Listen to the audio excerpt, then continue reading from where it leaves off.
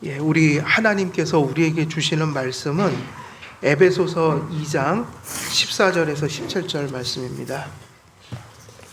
2장 14절 17절까지 말씀입니다. 제가 봉독해 드리도록 하겠습니다. 그러므로 생각하라. 너희는 그때의 육체로는 이방인이요 손으로 육체에 행한 할례를 받은 무리라 칭하는 자들로부터 할례를 받지 않은 무리라 칭함을 받은 자들이라. 그때에 너희는 그리스도 밖에 있었고 14절부터죠. 죄송합니다. 그는 우리의 화평이신지라 둘로 하나를 만드사 원수된 것 곧 중간에 막힌 담을 자기 육체로 허시고 법조문으로 된 계명의 율법을 폐하셨으니 이는 이 둘로 자기 안에서 한 세 사람을 지어 화평하게 하시고 또 십자가로 이 둘을 한 몸으로 하나님과 화목하게 하려 하심이라. 원수된 것을 십자가로 소멸하시고 또 오셔서 먼 데 있는 너희에게 평안을 전하시고 가까운 데 있는 자들에게 평안을 전하셨으니 이는 그로 말미암아 우리 둘이 한 성령 안에서 하나님께 나아감을 얻게 하려 하심이니라. 아멘. 저희들이 이 말씀 오늘 봉독한 말씀 이제 두 번째 설교 시작합니다. 이 구절들 속에 참 많은 우리가 정리하고 가야 될 주제들이 담겨 있어요. 그래서 이 주제는 사실 이런 구절들은 언약이라는 걸 이해하지 못하면 이걸 이해할 수가 없어요. 또 이 구절들 속에서 율법이라는 게 어떤 의미인지를 정립하지 않으면 여전히 이 말씀은 의미를 모르고 그냥 넘어가는 말씀이 되고 말아요.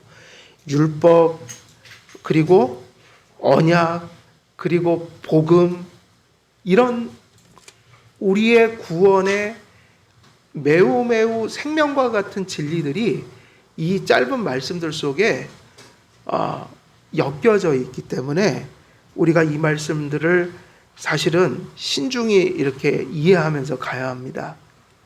그래서 우리가 지난 시간에 이 말씀 속에서 중심된 주제가 뭐라고 그랬죠? 화평이라고 그랬죠. 그래서 샬롬, 그리고 헬라어로는 에이레네, 우리에게 번역이 여러 가지로 돼요. 어떤 곳에는 화평, 어떤 곳에는 평화, 어떤 곳에는 평안, 뭐 여러 가지로 사용됩니다. 그리고 이 용어는 단지 이 믿음에 관련된 의미만 담고 있는 건 아니에요. 일반적인 용어로도 사용돼요. 전쟁을 치르다가 전쟁이 끝났을 때 오는 안정, 이런 게 다 에이레네요. 그러니까 우리가 다루는 것은 영적인 어떤 의미들이죠. 그래서 그리스도가 우리의 화평이라고 할 때 그 화평의 의미를 지난 시간에 두 가지로 요약되었죠. 그 화평의 의미는 어디로부터 온다고 그랬어요? 허물과 죄로부터 우리를 살리신. 그래서 결국 그게 뭐라고 그랬죠? 왜 우리가 허물과 죄에 대해서 죽어야 돼요? 왜 용서받고 거듭나고 성화가 돼야 합니까? 그러면 하나님과의 관계의 화평이 그 복음의 은혜 속에 있기 때문이에요. 칭의와 성화.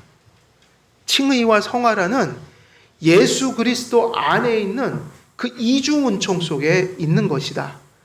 우리가 하나님의 용서 안에서 불완전하지만 거듭남이 있어야 되고, 그 우리가 매일매일 다가오는 유혹과 여죄들을 싸우고 이기고 혹은 넘어지며 회개하는 그 실제가 그게 그리스도의 은혜잖아요. 이것이 뭐를 의미하기 때문에 중요한 거예요? 그것이 여러분이 누구와의 화평과 연합 속에 있다는 증거라고 했어요. 믿음, 그리고 믿음이 낳는 회개, 그리고 우리가 불완전하지만 그래도 그리스도를 쫓아가는 열매가, 그게 그리스도의 생명을 가졌다는 실제적 증거다.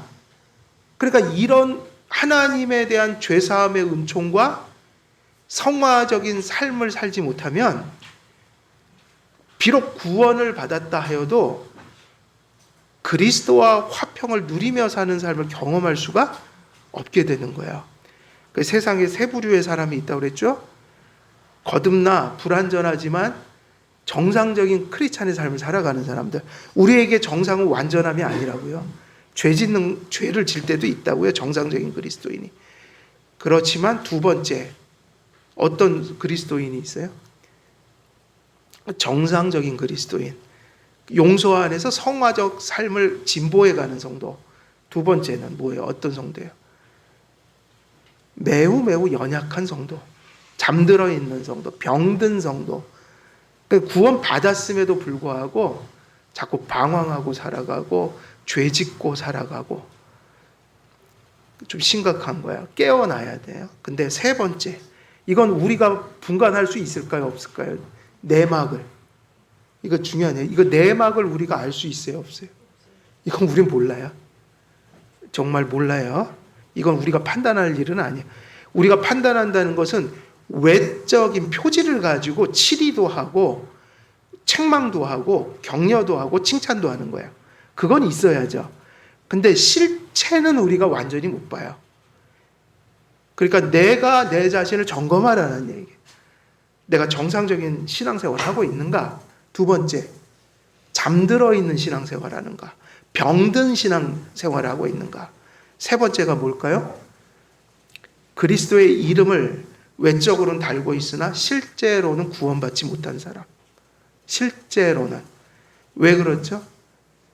회개가 없는 거예요. 삶 속에.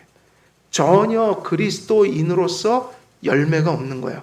그러니까 거의 정신세계가 불신자하고 다를 바가 없는 거예요. 그러니까 이 세 번째는 회심해야 된다고요. 거듭나야 된다고요. 이런 사람들은 거듭나야 돼요. 두 번째 사람은 뭐 해야 된다고요? 깨어나야죠. 잠들었으니까. 믿는데 그렇게 사니까. 그 믿는데 그렇게 살지 말라는 거예요. 첫 번째가 뭐죠? 정상적인 크리스찬.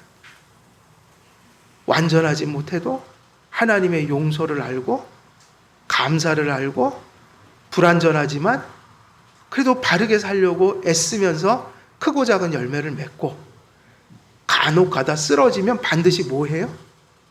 그렇죠? 이러면 되는 거예요. 우리는 완전한 사람을 원하지 않아요. 완전할 수가 없죠. 그 베드로가 사도 바울이 베드로한테 책망한 게 진리라고요. 베드로 사도가 됐을 때 한 얘기예요. 니도 하나님의 율법을 다 지키지 못하면서 무슨 이방인들하고 밥 먹는 게 창피하다고? 외식하냐? 그랬잖아요. 그죠?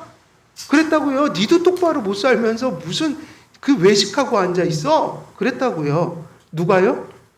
사도 바울이 누구에게? 어디 교회에서? 안디옥 교회에서. 맞죠?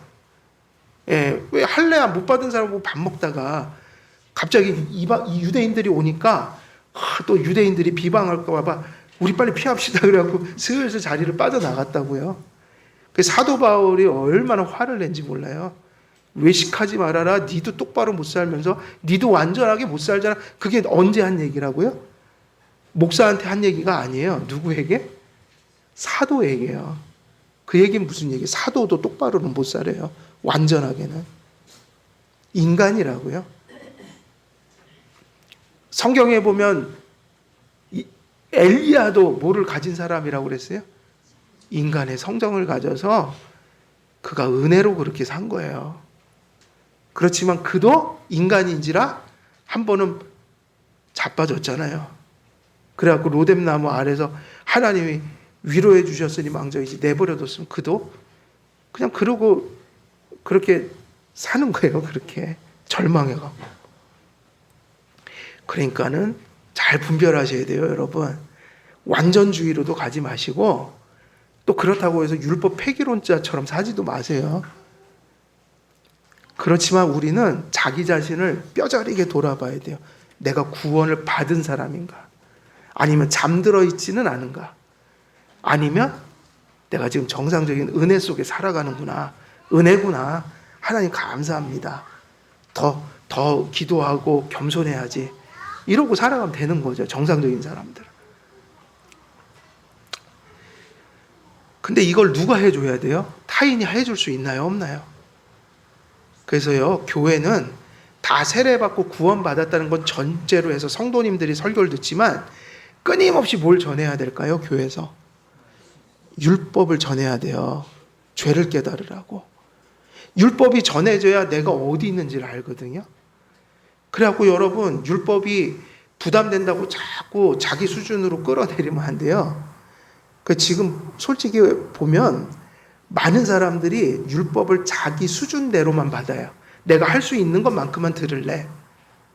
그게 아니라 율법은 율법대로 들려져서 내가 얼마나 큰 죄인인지, 오늘은 거기에 어긋난 삶을 산 게 없는지, 내가 또 가야 될 목표는 어딘지, 그 율법이 계속 들려져야 돼요. 근데 율법이 들려진 만큼 뭐를 똑바로 전해야 돼요? 복음을. 율법으로 구원받는 게 아니니까요. 그건 기준이고. 그래서 죄인인 걸 깨달으면 복음으로 가야죠. 얼른 살려면 예수님께 피해야 될 거 아니에요? 용서를 받아야 될 거 아니에요? 바뀌어지려면 은혜를 받아야 될 거 아니에요? 예수님이 피난처인 거예요. 근데 율법과 복음이 똑바로 전해져야 돼요.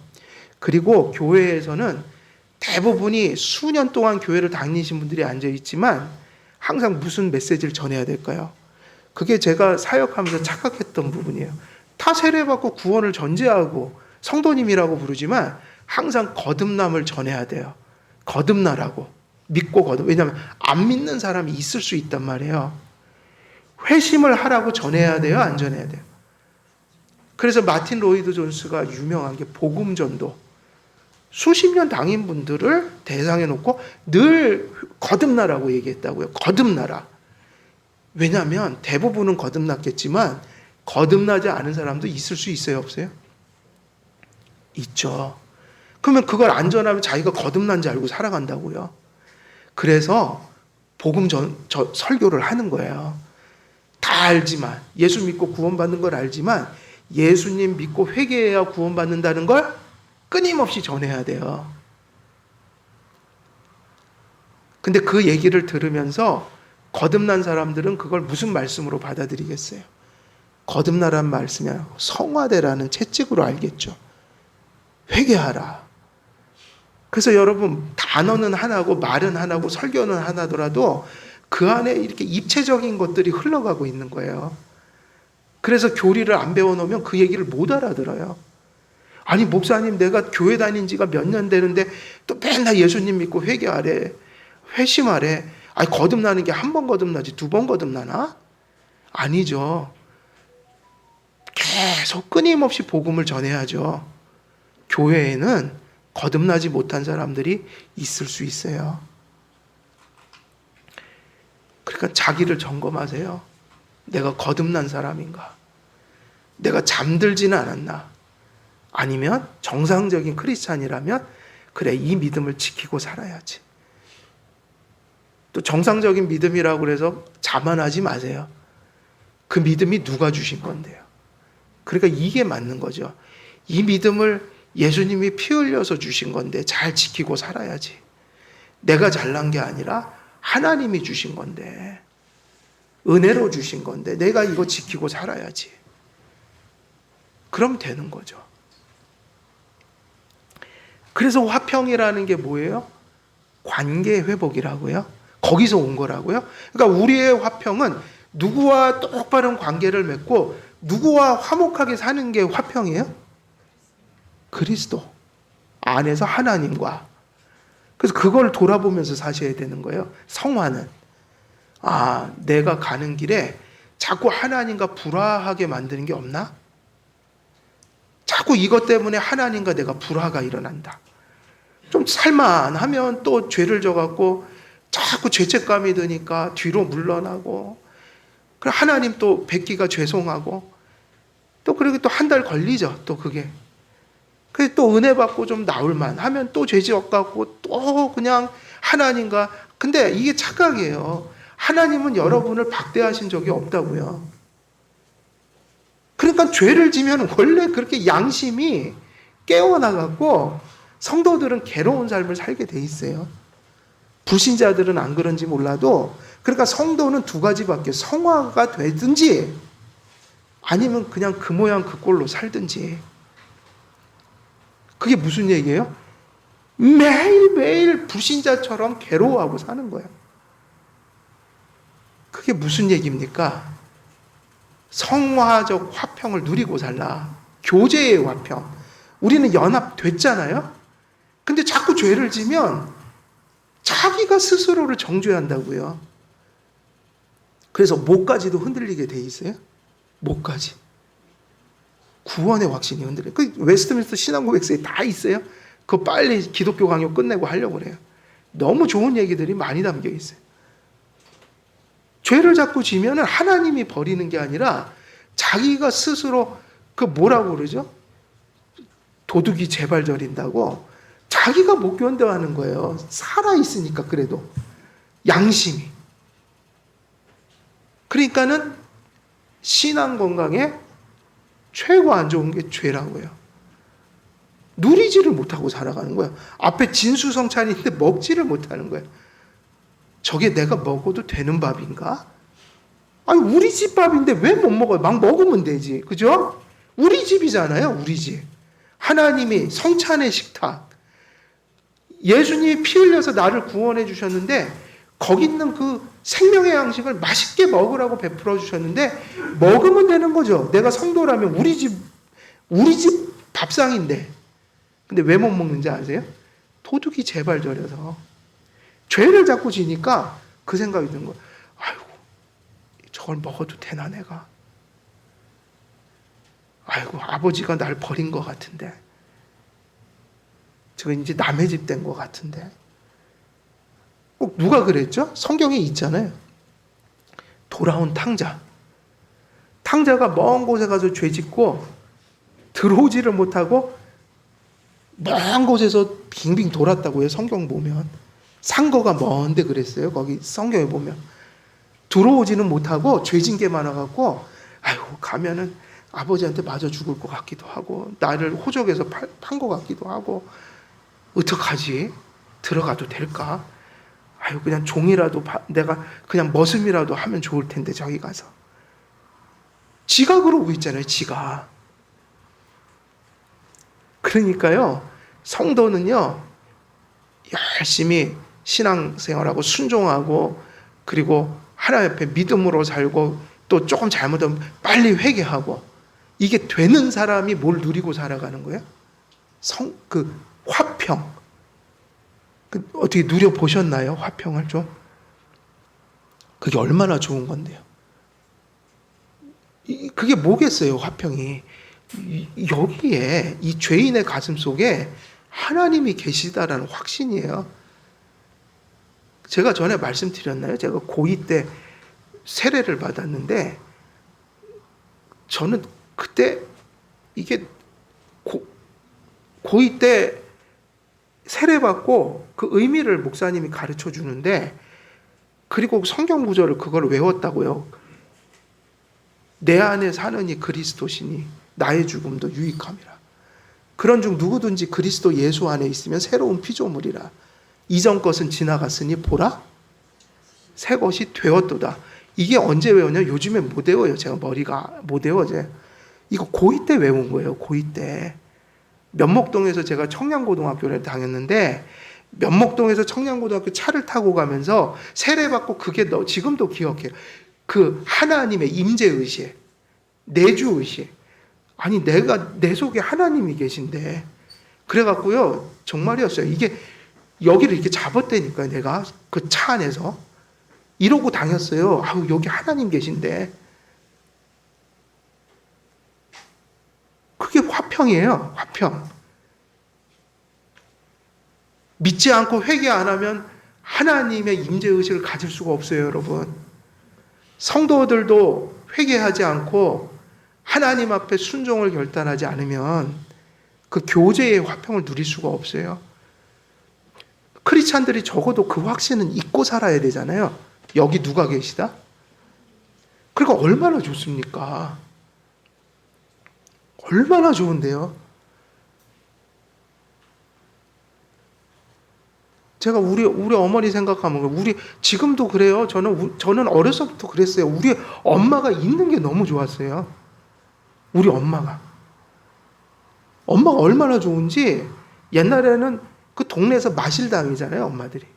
요즘처럼 옆집 누구인지도 모르고 그렇게 살진 않아요. 마실을 가요. 그러면 내가 유명했어요. 밖에서 불러요. 엄마! 빨리 와! 그러면 야, 젖 줄까? 그러는 거예요. 그러고 쫓아다녔다니까요. 왜 그러냐면 이유가 뭘까요? 그냥 좋아요, 엄마가. 난 세상에서 엄마가 제일 좋았어요. 하나님 그 아래서는. 그 다음에 아버지 좋고. 설교 듣고 계실 텐데. 아버지도 좋았어요. 아버지 좋았다니까요.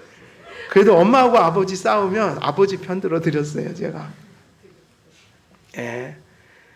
그 지금 그렇지 않아요. 천국 갈 때까지 엄마 못 보잖아요, 지금. 그 얼마나 내가 그래 가끔 텔레비 보던 갑자기 엄마 생각나고. 근데 그게 제일 아픈 거예요. 다른 게 아니에요. 그 엄마가 지금 없어요. 지금 엄마를 볼 수가 없어. 그냥 옆에만 있어도 좋겠어요. 어렸을 때 그러고 살았어요. 이제 너무 좋아, 엄마가. 네, 최고예요, 최고. 그리고 제일 무서운 게 뭐인지 아세요? 어렸을 때도 아프다 그러면 엄마 죽을까 봐. 그리고 제가 돈 모아갖고 약도 사드리고 그랬다고요. 그 엄마가 그렇게 좋은데 엄마 너무 좋아요. 그 엄마 살아계신 그 얼마나 감사한 겁니까? 근데 하나님이 함께 하시니 얼마나 좋아요. 참 그게 아이러니하죠. 세상에서 제일 좋은 게 엄마인데 또 신학교 갈 때 어머니 신앙이 없었거든요. 또 제가 못을 박은 것도 저예요. 또 내가 엄마가 죽어도 신학교 갈래 그랬더니 예, 어쩔 수가 없어요. 어머니 죽으셔도 갑니다. 그리고 또 못을 박아고 엄마 쓰러졌잖아요. 또. 아, 이게 참 그래. 하나님 안 계시면 엄마가 최고 좋은데 또 그 상황에서는 그 얘기를 못 하겠더라고요. 감히 하나님 거역하겠다고. 아, 그래서 제가 아팠어요. 가슴이 진짜. 좋아서 한 얘기는 아니에요. 근데 또 이상하게 그렇게 해야지 전도가 되더라고요. 하나님 앞에 이렇게 자꾸 내가 물러서면 절대 전도 안 됩니다. 저는 그 믿음도 있어요. 그때 그렇게 한 이유가 네 집이나 전토나 뭐 이런 것 다 버리고 주님 쫓으면 100배나 더 받으리라 그랬잖아요. 내가 그때 나 엄마 말, 나 하나님 거역하고 엄마 말 쫓을 수는 없어 했기 때문에 어머니가 돌아오더라고요. 얼마 안 돼서. 내가 하도 확고하니까 포기하셨나. 그러니까 그때 어중간히 했으면 어머니도 전도도 못하고 내 길도 못 가고 그랬을 것 같아요. 그 신앙의 제일 나쁜 건 타협이에요. 그냥 하나님 앞에서 하나님이 옳다는 건 그냥 옳은 게 맞아요. 그러면 오히려 사람도 얻어요. 근데 제가 무슨 말씀 드리냐면 그게 너무 좋은 거예요. 하나님과의 화평. 허물과 죄로 죽었던 우리들이 하나님과 화목해서 이 더러운 마음 속에 하나님이 이걸 성전 삼으셔갖고 이 안에 계신 거예요. 항상 같이 해주시는 거야. 이 의식이 화평을 가져와요. 평안. 누가 칼을 들이대도 나는 내 마음 평안해요 할 수 있는 건 하나님이 내 가슴팍에 계시다는 것을 확신하고 감사하며 누리는 자가 담대할 수가 있어요. 그리고 막 환경이 막 뒤 흔들려도 그래도 괴롭긴 해도 그래도 하나님 함께 해주셔서 저 괜찮아요. 이러고 이겨낼 수 있는 거야. 하나님과 화평을 누리면 모든 것을 천하를 얻은 사람이고요. 하나님은 한 분을 잃으면 뭐를 해도 안 돼요. 다 잃은 거예요, 그건. 의미가 없어요. 그래서 이런 의미에서 화평. 두 번째는 무슨 화평이에요? 무슨 화평이죠?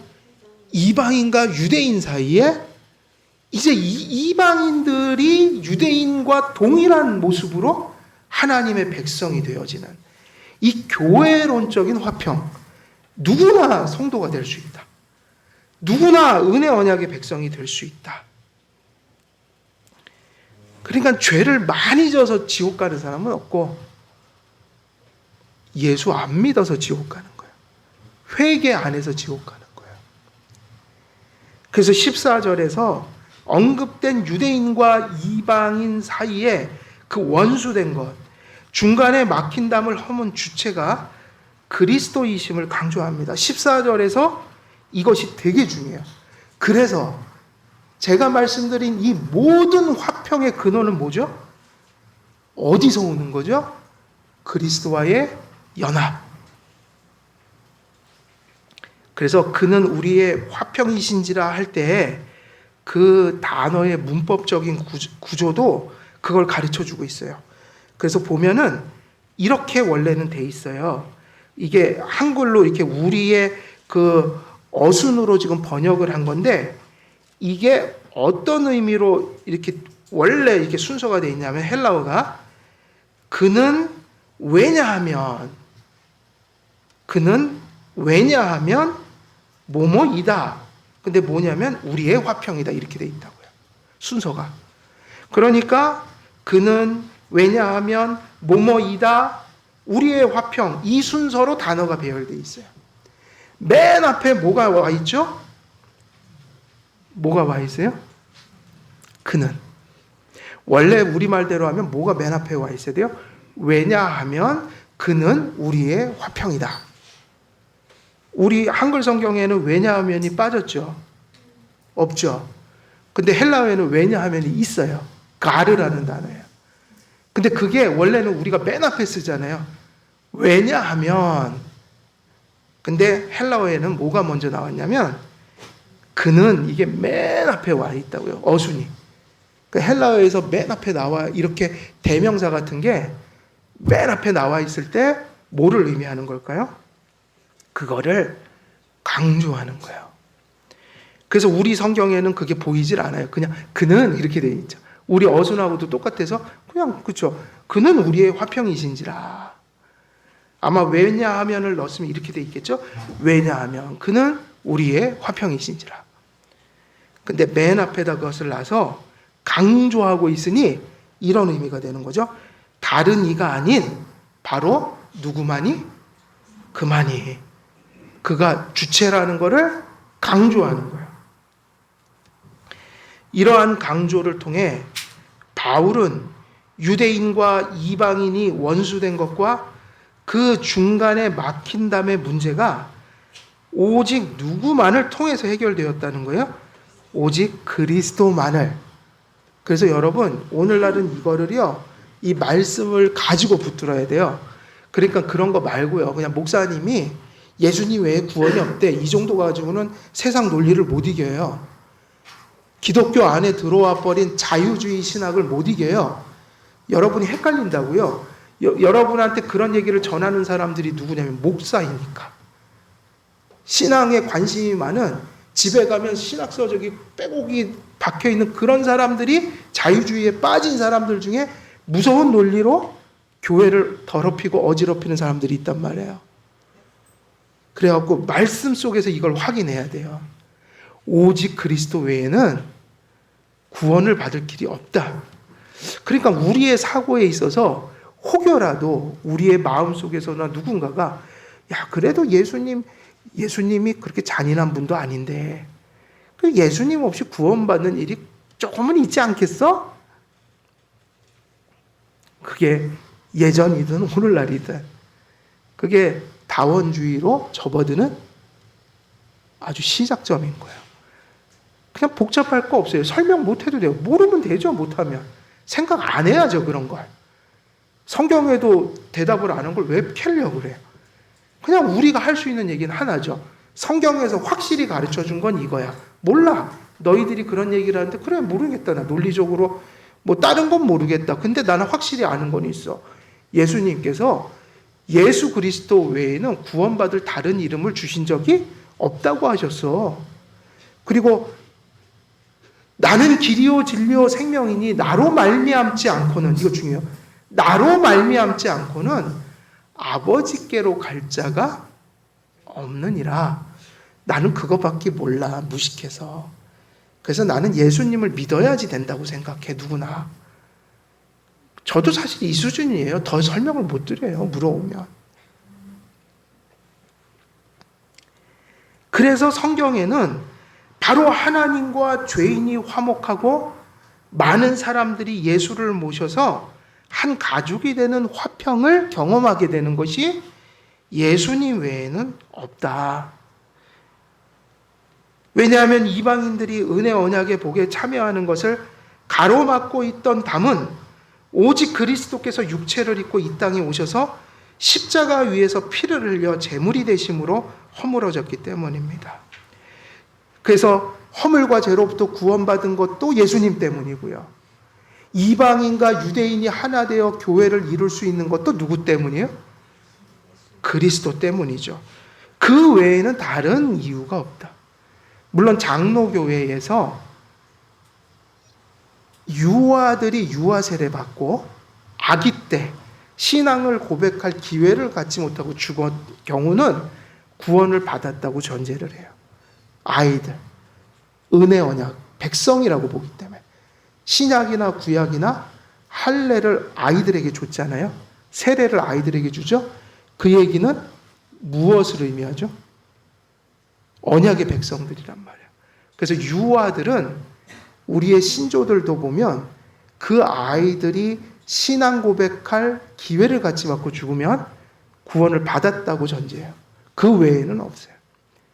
그리고 그러나 입교할 나이가 돼서 신앙을 부정하면 그는 유기자로 보는 거예요. 돌아오기 전까지는. 그래서 입교식을 하죠. 십자가 대속의 사건을 성취하심으로 그리스도께서는 유대인만이 아니라 이방인과 연합하시어 당신의 백성을 삼고 교회라는 몸을 소유하셨습니다. 새 언약의 탁월성 중에 하나가 뭐냐면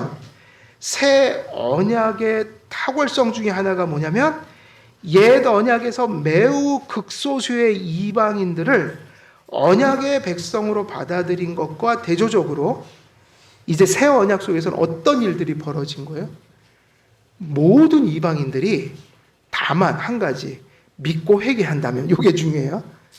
그렇다고 모든 이방인들이 다 복을 받는 건 아니에요. 항상 토가 달려야지 중요해요. 믿고 뭐 하면? 회개하면 누구나 바로 저 같은 사람이 이방인이면서 정말 죄인의 개수 같은 이런 사람이 뭐가 될 수 있는 거예요? 교회의 일원. 다른 말로 표현하면 은혜 언약의 백성이 될 수 있는 거예요. 그래서 여러분, 이 에베소서는 교회론을 강조하고 있어요. 교회론. 교회가 얼마나 소중한 겁니까? 우리와 같은 사람들을 은혜 언약 백성이 되게 하신 거예요. 근데 구약 시대에는 이게 가능했어요, 안 했어요? 그래서 이걸 지금 찬양하고 있다고요, 바울이. 이방인들을 은혜 언약 백성의 무리 속에 인도하신 하나님, 허락하신 하나님. 그럼 그 얘기는 무슨 의미로 가는 거죠? 교회가 너무 소중하다. 우리가 은혜 언약의 백성이 됐다는 게 엄청난 의미다. 근데 그게 아까 얘기했죠? 무얼 흘려갖고 해주신 거예요? 피를 흘려서. 그래갖고 오늘날 이게 문제라는 거예요. 개인이 구원받고 복받으면 됐다, 이 사상이 한국교회에 만연해요. 교회를 열심히 나가긴 하죠. 근데 왜 나가냐면 교회가 소중해서 나가는 게 아니라, 교회를 세우기 위해서 나가는 게 아니라, 교회에 헌신하기 위해서 나가는 게 아니라 내가 내 복받기 위해서 교회를 열심히 나가는 거예요. 교회를 열심히 나가는 데까지는 잘 가르쳐 놨어요. 근데 뭐가 결여되어 있다고요? 교회를 나가는, 교회의 일원이 되는, 내가 교회의 지체가 되는 그거를 알지 못하고 나가는 거예요.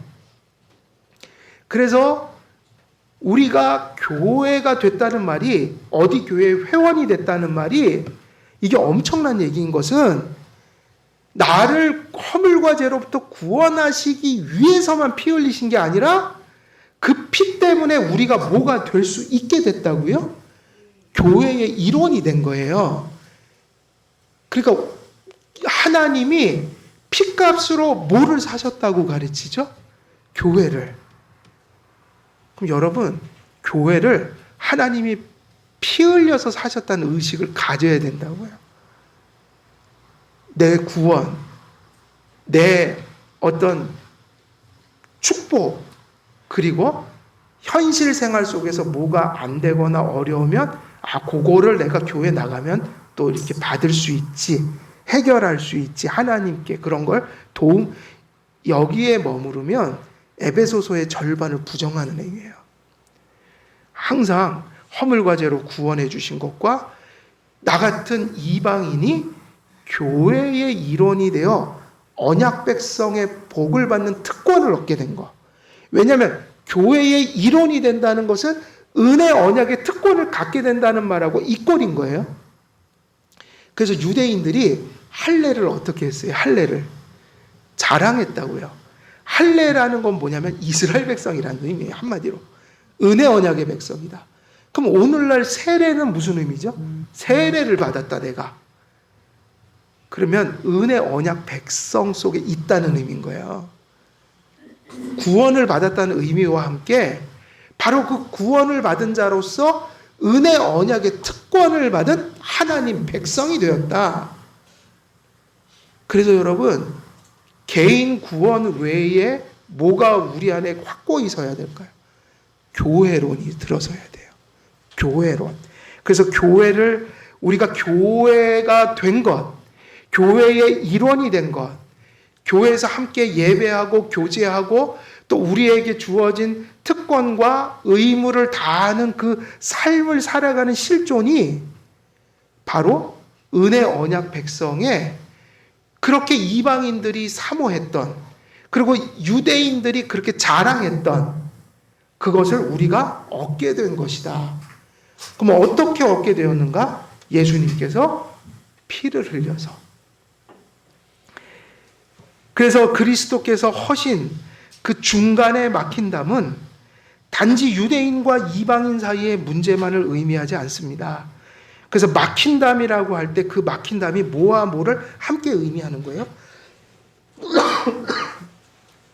그러니까 생각을 해보세요. 이방인들이 유대인과 함께 언약의 백성 공동체인 교회 안에 일원이 될 때 이전에는 여기에 있어서 뭐가 막힌담이 되었다는 얘기를 하시는 거잖아요. 근데 예수님이 육체로 그 막힌담을 어떻게 하셨다? 헐어버리셨다. 아주 통쾌하게 한다면 다 때려 부셨다는 얘기예요. 그 베를린 장벽 무너지듯이. 근데 그 장벽이 뭐냐는 거예요? 이게 같이 되게 이렇게 분리될 수가 없어요. 한번 제가 여쭤볼게요. 허물과 죄 속에 이 문제를 해결하지 않고 이방인이 들어올 수 있는 길이 있을까요? 그러니까 여기서 장벽이라는 것은 이방인은 아직 안 돼 이거였잖아요. 근데 그게 그냥 깨진 게 아니라 이렇게 들어오긴 하는데 이방인들이 뭐가 전제되어 있는 거예요? 어떤 이방인들이 들어오는 거예요? 허물과 죄가 예수의 피로 씻겨진 자들이. 그러니까 유대인과 이방인 사이에 막힌담이 허물어지는 것은 죄의 문제가 해결되는 것을 분리할 수 없게 같이 묶고 있는 거예요. 그래서 그리스도께서는 유대인을 넘어 이방인을 위하여 육체를 입으시고 대속을 성취하심으로 이방인의 허물과 죄를 대속하시어 하나님과 이방인을 화목하게 하셨습니다. 이 화목이라는 말을 우리는 사용할 때마다 가슴을 이렇게 울려야 돼요. 이게 화목이라는 말을 우리가 그냥 관념적으로 많이 사용하잖아요. 뭐 하나님과 화목됐다. 그게 아니라 정말 여기를 붙들 정도가 돼야 돼요. 하나님과 화목이 뭐를 의미하는 거예요? 내 안에 예수님 계신다. 이방인의 허물과 죄를 대속하시어 하나님과 이방인을 화목하게 하셨습니다. 그리스도 안에서 하나님께서 이방인과의 화목을 허락하심으로 이방인은 결과적으로 하나님의 백성이 되었고 머리 대신 그리스도의 몸이 될 수 있는 것입니다.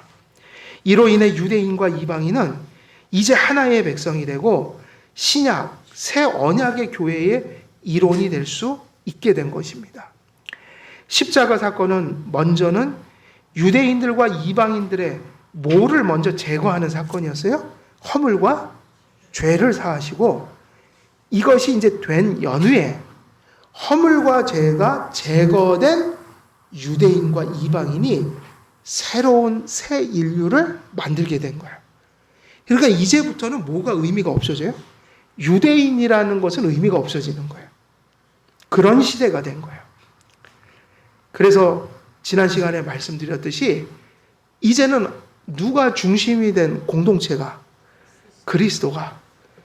그래서 이제 여기서부터는 우리가 이런 얘기를 할 필요가 있게 되는 거예요.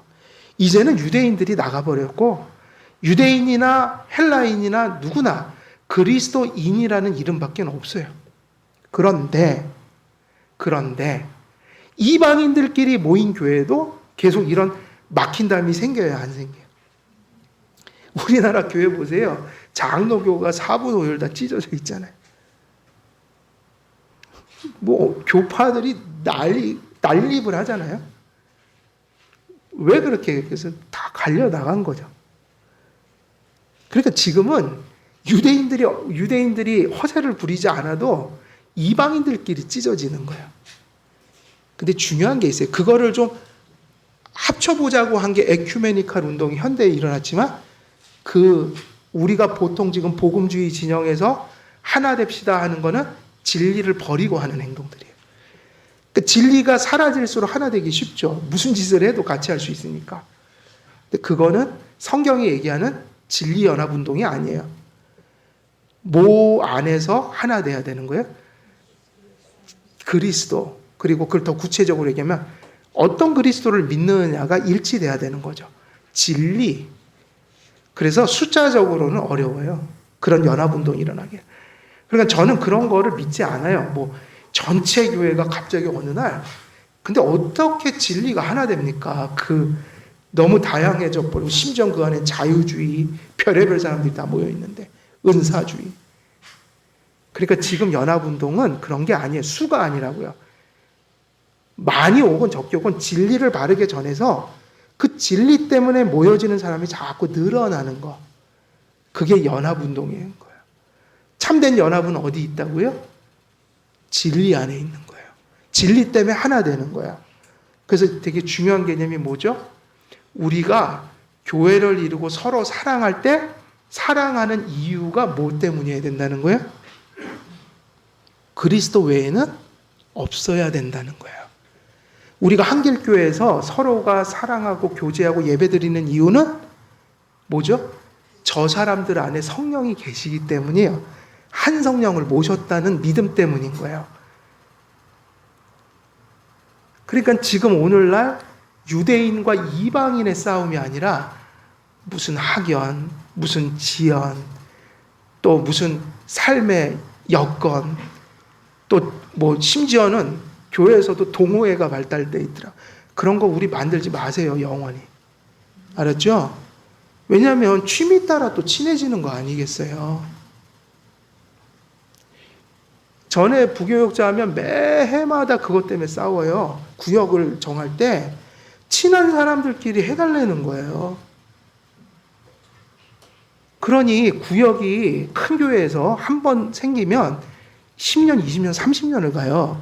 근데 그게 거꾸로 가는 거라고요. 오히려 새로 들어온 사람, 이렇게 잘 모르는 사람들을 구역을 맺어줘서 자꾸 그렇게 순환이 되게 해야 되지 않겠어요? 근데 계속 와서 싸움이 난다고요. 부교육자도 욕을 먹고. 뭐라고 그러냐면 같이 안 묶어줬다고. 그러면 그게 벌써 이상한 얘기가 되는 거예요. 교회는 그렇게 가는 게 아니에요. 교회는 모든 세상적인 어떤 기준도 우리가 사랑하는 이유가 돼서는 안 돼요. 교회에서 책망할 건 하나밖에 없어요. 죄. 근데 죄도 책망하는 이유가 죄가 자꾸 들어오면 분열이 됩니다. 교회가 성결해야지 하나 될 수가 있어요. 왜냐하면 교회는 진리와 성스러운 삶 속에서 하나 될 수 있으니까. 그게 그리스도 안에서 하나됨의 모습인 거예요. 그러니 무엇 이외에는 교회가 교회되거나 우리가 하나 되는 이유가 될 수 없는 거예요? 그리스도. 이게 어려운 거라고요. 교회를 이룬다는 것이. 근데 이게 중요한 것이 그리스도가 피 흘려서 이 하나됨을 만들어 주신 거예요. 이거를 지켜야 한다. 세상의 기준이 들어오고 세상의 구심점이 들어오면 우리는 각자 얼마나 다릅니까? 달라요? 안 달라요? 다르다니까요. 엄청 다르고 취향도 다르고 삶의 방식도 다르고 다 달라요. 근데 그런 다른 게 구심점이 되면 교회는 찢어지고 마는 거예요. 하나 되는 거는 그리스도와 진리 외에 다른 것이 돼서는 안 돼요. 유대인과 이방인 사이에 가져온 화평입니다. 더 엄밀히 말하자면 새 언약 안에서 그리스도 외에 그 어떤 것도 교회를 이루고 그 백성들이 하나를 이룰 수 없게 만듭니다. 교회 안에서 세상에 속한 모든 것들이 아무런 의미가 없습니다. 그리스도 외에 하나 되는 근거가 성경에는 다른 것이 주어지지 않았기 때문이죠. 그래서 제일 중요한 게 이거예요. 그래서 항상 교회에서 가장 강조하는 것은 누구든지 참된 말씀과 뭐죠? 참된 신앙 고백을 그렇게 요구하는 거예요. 진리에 있어서 일치하라. 개인의 견해가 아니라 공교회의 가르침을 받으라. 그렇게 되지 않으면 하나가 될 수. 요즘에 신학적 견해가 많아요, 적어요. 신학적 견해는 많아요, 적어요. 그래갖고 신학적 견해로 가면 교회는 사고론을 찢어질 수밖에 없어요. 나는 우리 교회가 그런 교회 되기를 원하지는 않아요. 너무 신학에 관심을 많이 갖지 마세요. 그러나 우리가 얘기하는 신학은 신앙 고백이에요. 교회가 힘써야 되는 건 신앙 고백. 공적인 가르침, 역사적인 가르침. 이거를 똑바로 믿고 그리고 삶을 통해 뭘 보여달라는 거예요? 우리가 하나 되기 위해서는 회개를 그리스도를 모신 이유 외에 교회의 일원이 될 수 없다는 의미입니다. 따라서 이 화평을 누리는 길은 먼저는 믿음으로 그리스도 안에 들어가는 것이며 그리스도 안으로 들어온 사람들이 그 안에서 하나 되는 일, 교회를 이루는 일, 이게 바로 지금 바울이 우리에게 그리스도 안에서 하나님께서 베푸신 뭐다? 에이레네, 화평이다. 구원의 화평은 무엇을 이루는 화평으로 이어져요? 구원의 화평은 무엇을 이루는 화평으로 이어져요? 교회를 이루는 화평. 아까 유대인과 이방인 사이에 막힌 담이 허물어졌다. 결국 한길교회는 지금 밖으로는 그리스도를 모르는 자들에게 그리스도를 전해주는 소명이 있고 안으로는 무슨 소명인 거죠? 그거 외에는 없어요. 교회를 지금 우리가 하고 있는 이렇게 예배 드리고 이런 것도 다 거기에 포함된 거예요. 하나님 기뻐하시는 교회를 이루는 거예요. 그래서 여러분, 우리가 이게 참 이게 특권이면서도 의무예요. 야, 한길교회 우리가 회원이 됐다? 그럼 여러분 한 사람의 말, 행위, 삶이 곧 뭐인 거예요? 그거 자체가 한길교회인 거예요. 그래서 개혁교회는 한 사람의 삶을 되게 중요하게 여겨요. 한 사람의 삶을 그렇게 간과하지 않아요. 그래서 여러분, 외부의 교회는 그 성도들의 신앙을 간섭하지 않아요. 심지어는 엄청난 일들이 벌어져도 책망하지 않아요. 근데 개혁교회는 그러면 안 돼요. 한 사람의 허물어짐은 한길교회의 허물어짐이에요. 한 사람이 한길교회입니다. 여러분이 교회 이렇게 한길교회하고 명패 붙이잖아요. 엄청난 의미라고요. 여기서 들려지고 여기서 보여진 이웃들에게 보여진 이 가정의 삶이 그 옆집 사람들은 뭐로 보는 거예요? 저거 한길교회가 저러고 있구나. 아, 저 한길교회는 저런 교회인가 보다. 저 교회 사람들은 저렇게 행동하는구나. 여러분들이 거기서 하나님께 영광을 돌리고 그러면 야, 한길교회라는데 참 좋은 데인가 보다. 야, 저분을 보니까 한길교회가 그런 교회인가 봐. 이렇게 되는 거예요. 그래서 한길교회는 성도들의 신앙과 삶을 그게 바로 뭐냐면 치리회가 하는 일이에요. 돌보는 거죠. 훈육하는 거죠. 잘못 가면 책망합니다. 왜냐? 한 사람의 삶은 이제 더 이상 그 개인의 삶이 아니에요. 한길 교회의 삶인 거지. 그게 뭐죠? 그걸 가리켜 목양이라고 합니다. 그래서 목사와 장로를 회를 이루어 목양하게 하셨어요.